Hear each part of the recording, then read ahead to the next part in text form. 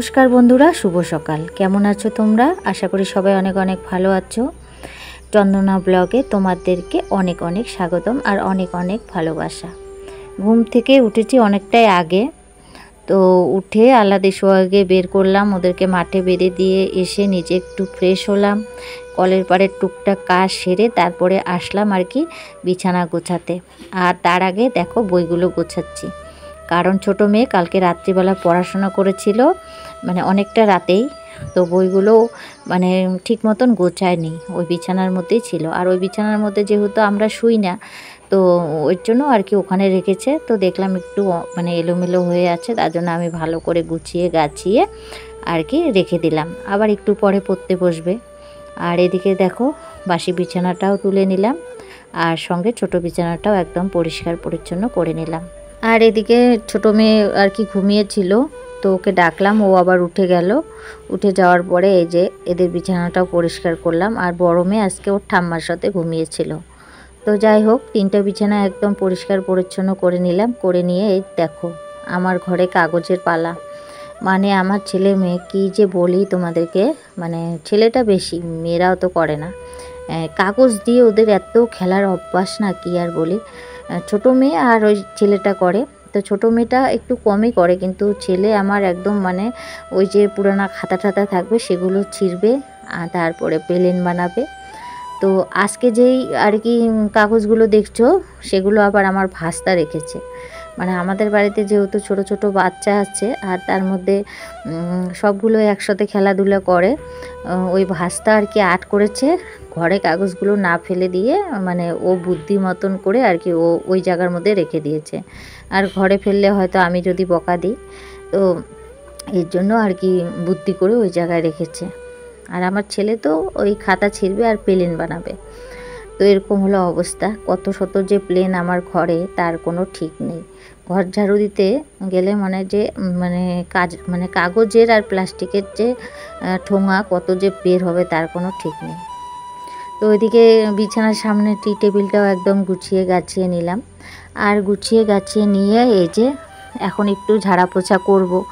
এগুলো 2 দিন 1 দিন পর পর না ঝাড়লে তো অনেকটাই নোংরা হয়। প্রতিদিন ঝাড়লে তো খুবই ভালো, কিন্তু আমি না সময় পাই না প্রতিদিন ঝাড়ার।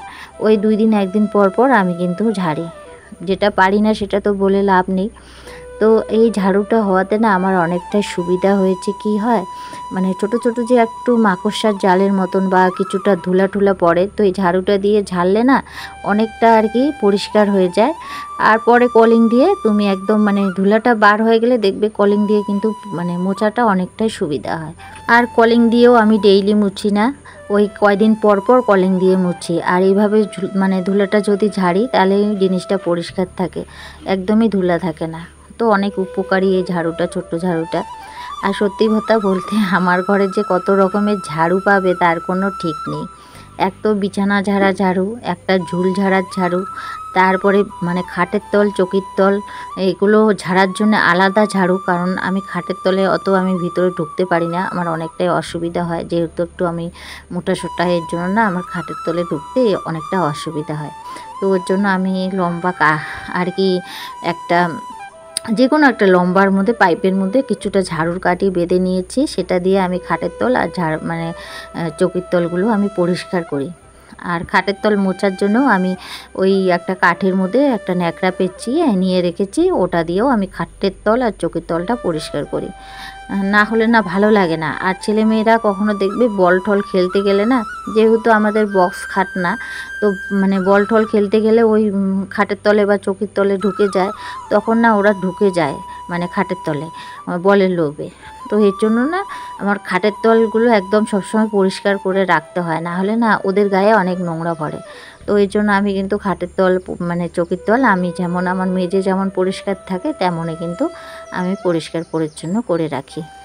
তো এদিকে দেখো তারপরে মানে বাসি কাজকর্ম করে ঠরে একদম স্নানটা সেরে নিয়েছি। তো ছেলেমেয়েরা স্কুলে যাবে, তো আমি বললাম যে একটু ভাত রান্না করে দিই, বলে কি না খাবে না, মানে খাওয়ার রুচি নেই। গরমের মধ্যে না ওদেরও খাওয়ার ইচ্ছে করছে না। তো যাই হোক আমি আর রান্নাটা করলাম না, যখন না করলো তা আর বেকার, তো ভাবলাম স্নানটাই সেরে নিই। আর এদিকে কিন্তু স্নান করে আমার ছোটো মেয়ে পূজা দিয়ে গেছে। কালকে আমি ঠাকুরের বাসন টাসন মেজে রেখেছিলাম, তো বললাম যে তুই ফুল জলটা তাহলে দিয়ে যা, যেহেতু সব কিছু রেডি আছে।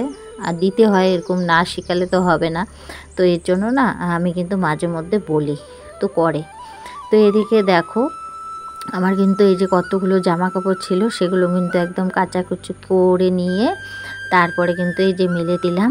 তারপরে এই যে চলে আসলাম রান্নাঘরে। আর আজকে যেহেতু সোমবার, তো নিরামিষ রান্না, তো এই জন্য ওই যে মুগ ডাল রান্না করব।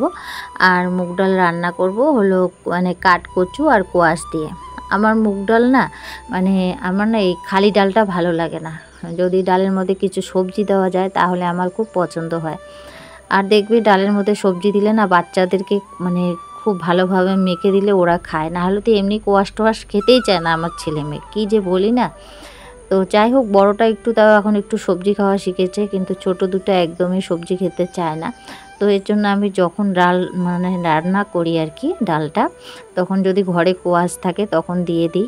আর যেটা সবজি থাকে একটু চেষ্টা করি যেটা ডালে দেওয়া সম্ভব সেটাই আর কি দিয়ে দিই।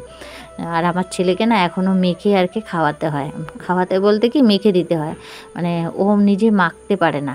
আমি যতক্ষণ মেখে দিব না ততক্ষণ পর্যন্ত কিন্তু ও ভাত গিলবে না। আমি তো মাঝে মধ্যে বকা দিই যে ক্লাস 5-এ পড়িস, এখনও কেন ভাত মাইকে খাইতে পারিস না। তো ও কিন্তু বলে কি না আমি মাখবো না, মানে ওই যে ভাত মাখতে গেলে যে সারা আঙুলে বা হাতে হয়ে যায় ওটা ওর পছন্দ না। এরকম হলো অবস্থা, মানে ওকে ভাত মেখে দিবে, ও বাস আঙুল দিয়ে দিয়ে খাবে, সারা হাতে ও ভরাবে না, এরকম হলো আমার ছেলে। তো যাই হোক এদিকে দেখো তোমাদের সঙ্গে কথা বলতে বলতে আমি কিন্তু এই যে ডালটা ভেজে নিয়েছি। আর এই যে এখন জল দিয়ে দিলাম অল্প, এটাকে ডালটাকে আর কি ধোয়ার জন্য, সেটাকে ধুইয়ে তারপরে কিন্তু আমি নতুন করে আবার জল দিই। তারপরে যেহেতু মুগ ডাল আগে ভিজিয়ে তো ভাজা যাবে না, এর জন্য আর কি ভেজে একটু ধুয়ে নিই।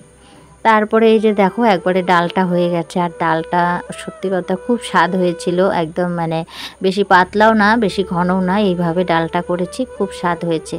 আর ডাল আমার ছেলে মেয়ে খুব ভালোবাসে, যে কোনো ডালই হোক না কেন। আমাদের বাড়িতে জানো ডাল রান্না করলে ডালই কম পড়ে। তো এরকম হলো অবস্থা, মানে মাছ মাংসর থেকে ডালটা ওদের, ডাল পাঁপড় ভাজা আলু ভাজা এই জিনিসগুলো ওদের খুব পছন্দ। তো ওইদিকে দেখো ডাল আমার রান্না হয়ে গেছে। আর নিরামিষের দিনে আরে কি করব, তো একটু পনির না হলে সয়াবিন করতে লাগে। তো মানে পনির রান্না করলে আবার আমার ছেলে আর ওর বাবা খায় না, পনির ওরা ভালোবাসে না। তো এর জন্য আমাদের ঘরে বেশিরভাগ পনির হয় না। ওই মানে যদি কোনো দিন করি তাও ওই যে আমাকেই পনির বানাতে হয় ঘরের গরুর দুধ দিয়ে, তো আর বানাইনি। তো এদিকে দেখো আমি কিন্তু সয়াবিনে রান্না করে নিচ্ছি, কারণ ওর বাবা আবার বড় মেয়ের জন্য 1 কেজি সয়াবিনের প্যাকেট নিয়ে এসেছে, বলছে যে যেহেতু ও নিরামিষ খায় ওকে সয়াবিন বানিয়ে বানিয়ে দিবে। আর ওর বাবা যেহেতু পনির খায় না, এই জন্য পনির রান্না করলে ওর খুব অসুবিধা হয়। আর সয়াবিনটা বানালে কি হয়, মানে ছেলেও খায়, ছেলের বাবা, আমরা মানে 3 জন মা মেয়ে, তো এরা মানে সবাই মিলে আর কি খাওয়াটা হয়। তো এদিকে রান্না বান্না করে দেখো একটাই পাঁপড় ভাজছি, বড় মেয়েকে দিব, কারণ বড় মেয়ে এত পাঁপড় ভালোবাসে না কি আর বলি। আর ওই দুটো তো স্কুলে গেছে, তো এর জন্য ওকে পাঁপড় ভাজা ডাল দিয়ে ওকে আর কি আগে খেতে দিলাম। তারপরে আমিও এই গ্যাস ট্যাসগুলো মুছে নিয়ে তারপরে কিন্তু আমিও ওর সঙ্গে একটু ভাত খেয়ে নিয়েছি। আজকে অনেক দিন পরে 2বার ভাত খেলাম, না হলে না এখন খাওয়াই হয় না, কারণ এতটা সময় পাই না, মানে কি বলি আর।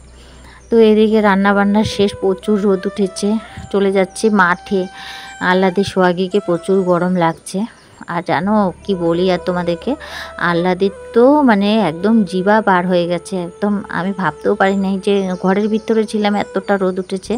তো এসে দেখি ওর অবস্থা শেষ, জিভা বার হয়ে গেছে, একদম হাইফাই করছে। আর আহ্লাদি তো একদমই রোদ সহ্য করতে পারে না, সোহাগী তাও রোদ সহ্য করতে পারে।